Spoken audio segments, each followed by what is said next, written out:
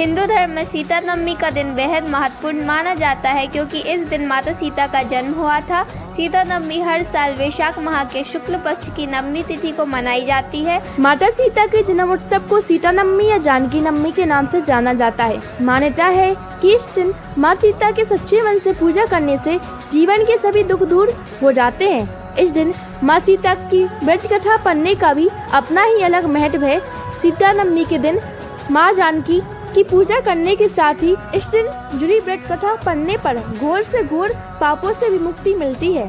तो आइए जानते हैं सीता नवमी की व्रत कथा के बारे में। पौराणिक कथा के अनुसार मारवाड़ क्षेत्र में देवदंत नाम का एक ब्राह्मण रहता था। उसकी पत्नी शोभाना जो बहुत ही सुंदर थी। जहाँ देवदंत पूजा पाठ और अपने अच्छे कर्मों को लगा रहता था, वहीं उसकी पत्नी शोभना अपनी सुंदरता में खोई रहती थी। उसकी सुंदरता के चर्चे पूरे क्षेत्र में की जाते थे। इसी घमंड व्यवहार के कारण वह बाकी लोगों को अपने सामने कुछ नहीं समझती थी और उनके साथ बुरा व्यवहार करती थी।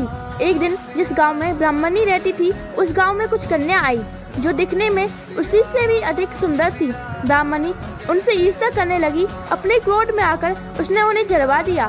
थोड़े समय बाद ही ब्राह्मणी की मृत्यु हो गई। अगले जन्म में वह चंडाली बनी और अपने जीवन में कई कष्ट भुगतने लगी।